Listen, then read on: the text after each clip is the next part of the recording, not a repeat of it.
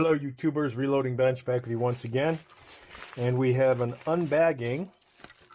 Let's see if this plays nice. Yeah, this stuff never plays nice. We have an unbagging. We have a double unbagging of this thingy thing. Let's see, will it open nicely? No, it will not. Let me get scissors. Let there be scissors. So we have a double unbagging, very small device, which I hope will make a big difference in something I'm trying to do. And that is a device called I don't know what it's called. I'm going to call it a standoff. And the reason for this particular device is, let me get the thingy. All right, we got lots of stuff here. So as I was making my cuts, my example cuts, my lots and lots of cuts, you'll notice that's not the straightest of lines on any of them.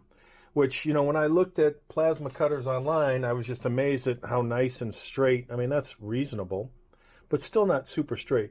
So I've got a couple of potential solutions to address that because, you know, when you put, notice, you know, the metal isn't perfectly flat, and you could clamp it, but look, there you get, see that gap right there? And if you've got a long run where you can't put a clamp, the problem I was experiencing, and might be hard to demonstrate right this way, is this was very easy to get caught up under. See how it's under there right now? So as I was using this as a guide, sometimes two things would happen. One, it would get a little bit under to cause, you know, less than a perfectly straight line. And two, these things get really, the molten aluminum gets up under here and then forms a little layer that then scratches the aluminum, as you can see. Not good. So I'm taking two approaches. One, this is a no-touch torch, meaning it has to have a standoff. With my order, I had ordered extra consumables. I'm also picking up a touch torch, cheaper version of this, because I want to test something. I want to test how clean and straight I can get a cut, and how much dross/slag there is after my cut. And the beauty is, you know, it's Amazon, so very returnable. So the brand new standoff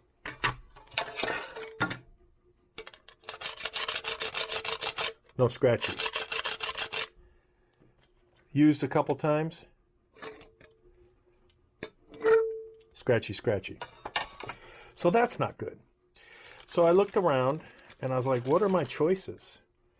So this is a more robust version of this. So once again, I need my scissors. I need to put scissors in a different place. Instead of over on that side of the bench, I need to put them over here.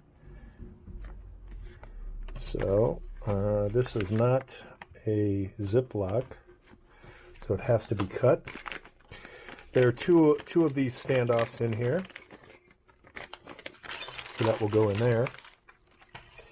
And, you know, again, same, should be the same height, because they do the same thing, maybe even a little higher. So I will hopefully be able to put this in. Actually, you know what I'm going to do? I'm going to screw it in, and I think I'll put that side front.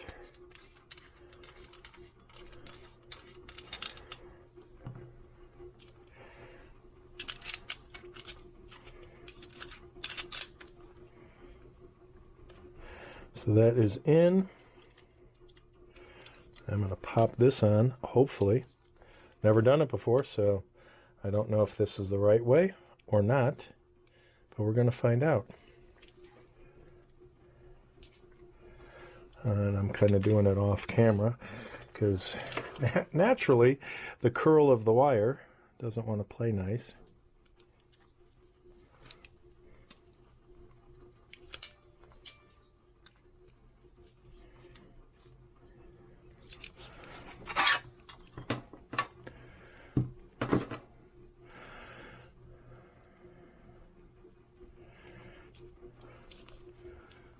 Okay, I think I went too far. Murphy's Law.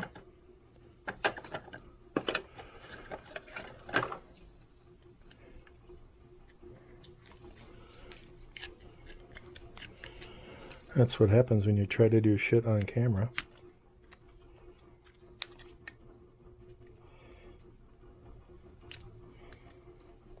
Okay, so I'm going to say that gives me my hopefully clearance. So we will take this off, see if we have the same clearance.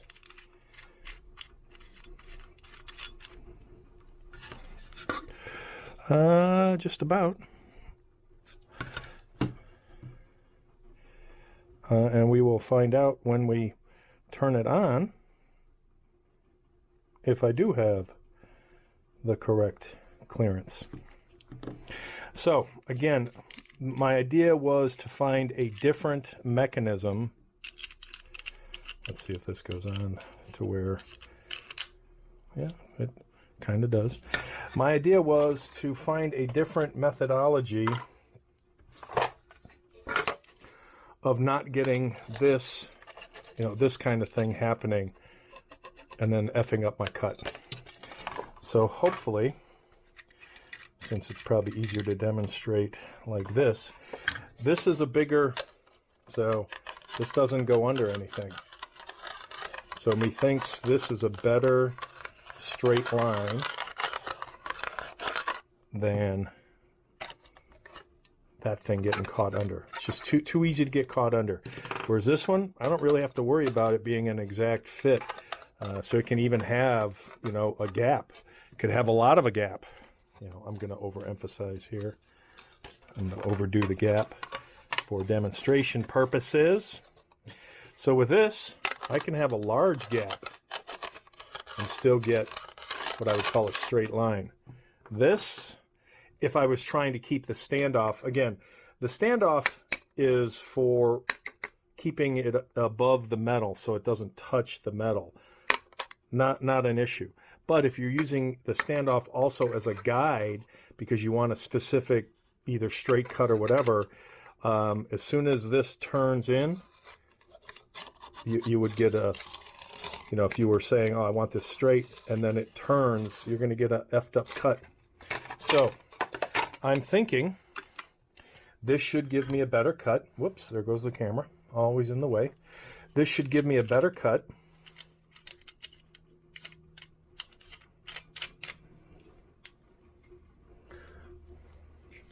Better cut. But I'm still going to try the Touch plasma cutter that doesn't have the pilot arc. So it would actually be touching the metal, because I'm wondering, obviously you can't use this pilot arc to touch the metal, otherwise it kind of destroys things, consumables, maybe even the torch. So it has to be off the metal, and I'm going to test this to see if this will cut on this particular config. So I'm not going to share that with you. I'll just annotate the video that thumbs up, thumbs down that it worked, because it looks like it's a slightly different standoff than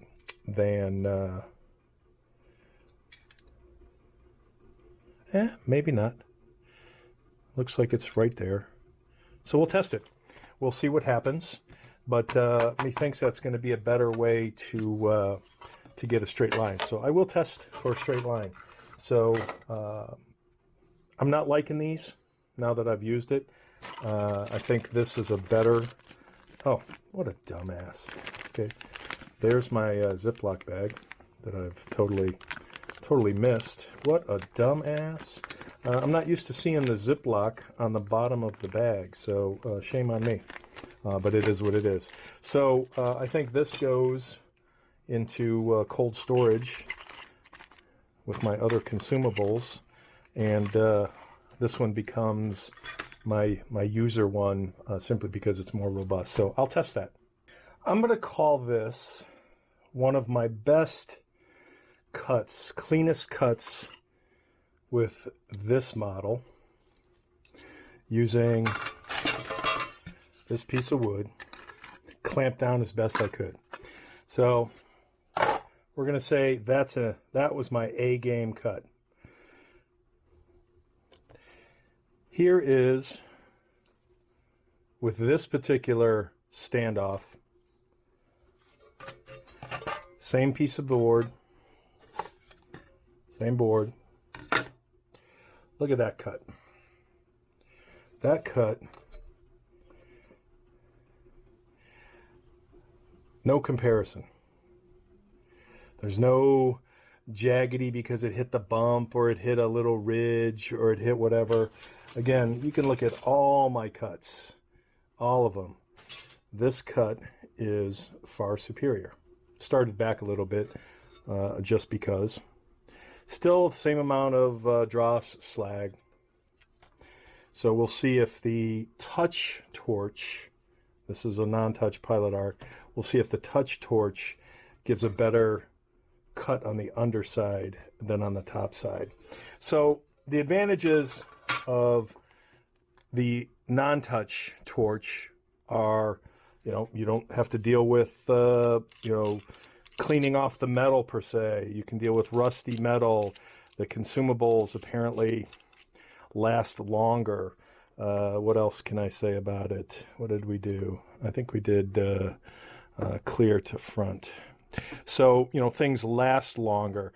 It's so these will be my my standoff of choice, and because the camera's in the way, I'm not going to try and get that out right now. But that was all the proof's in the pudding. That was a great cut, nice straight cut, quick cut, just a quick sample cut, better than any of my Tri-Real hard straight line cuts. So this standoff is a winner. This product, this WSP 04013, 2 pieces. They're about $3 each, so $6. And I would say that made a huge difference in getting a very straight line. So good stuff. Later.